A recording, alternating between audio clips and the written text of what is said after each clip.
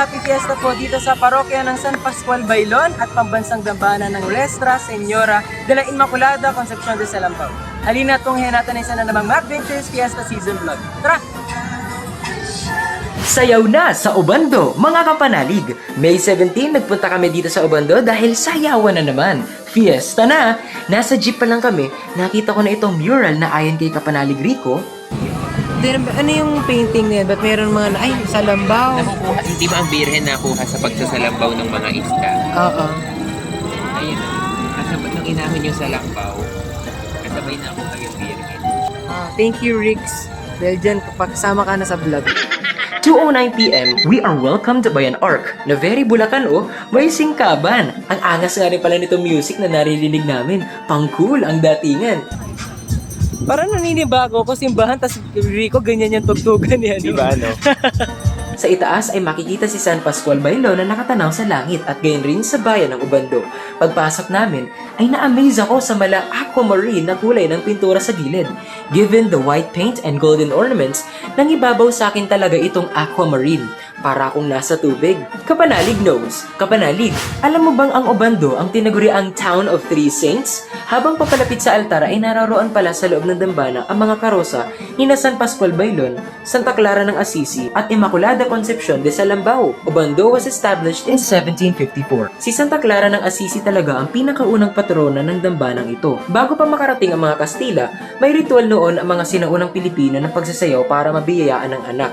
Kahiya-hiya raw kasi sa lipunan kapag di magkaanak. Kaya ang ritual na kasilonawan ay sinasagawa kung saan nagsasayawan ang mga kababaihan para mabiyayaan ng anak. Sa pagdating ng mga Kastila, ipinakilala si Santa Clara ng Assisi, patron saint of good weather. Dito papasok yung pag-aali ng itlog para hindi magtuloy ang masamang panahon o para hindi umulan. Bakit nga ba itlog? Ang pangalang Claire kasi ay nanggaling sa Spanish root word na claro, na nangangahulugang egg white. Dahil doon, ang fertility dance na noon ay para sa mga diyos-diyosa ng ating mga ninuno, ialin na ngayon kay Santa Clara para sa mga nais mabiyayaan ng anak. Mga kapanalig, alam niyo bang ang apelyido ni San Pascual Bailon ay nangangahulugang fond of dancing sa wikang Kastila?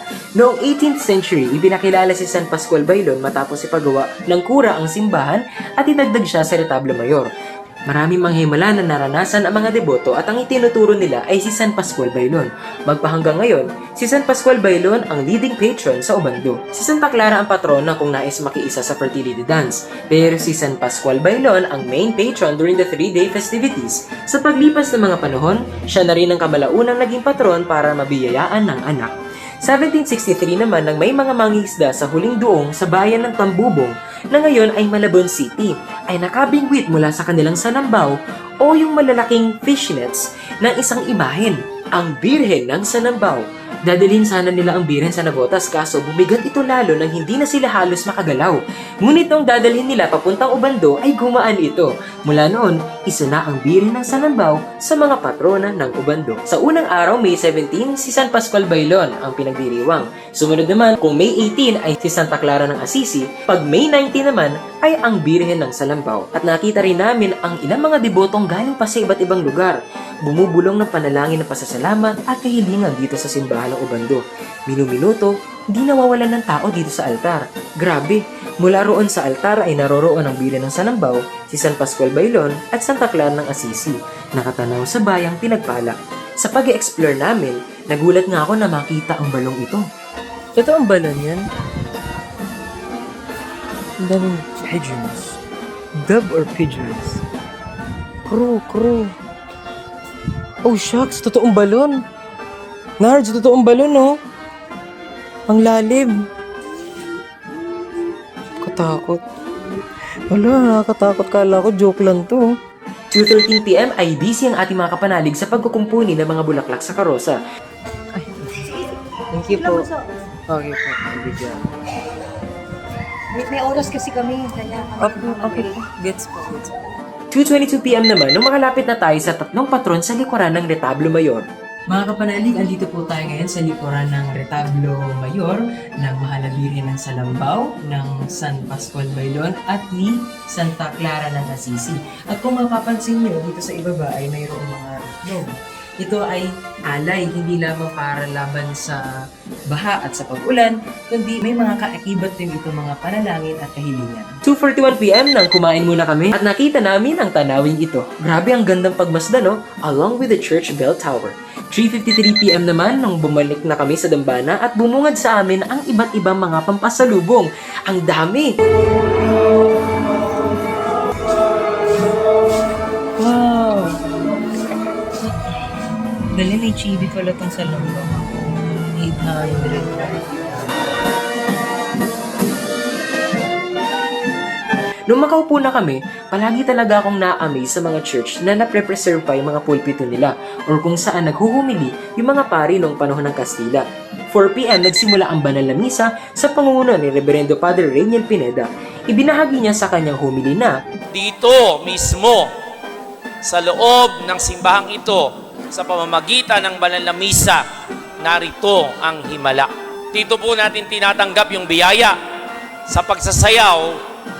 Doon tayo nagpapasalamat na tinanggap na ito. Hindi kayang ipahayag ng salita. Hindi kayang ipahayag ng damdamin mula sa puso.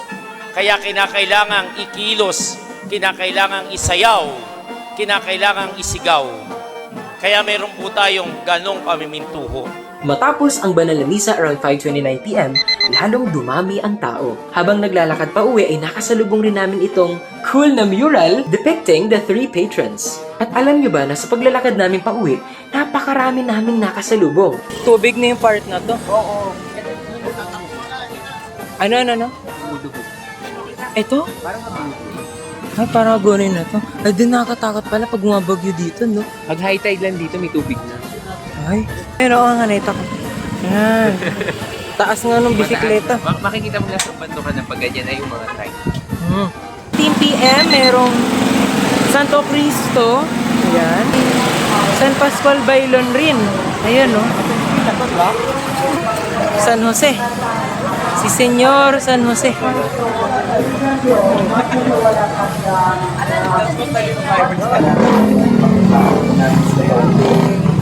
Mater Dolorosa. Ang cute. Hello po. De las Flores ba to?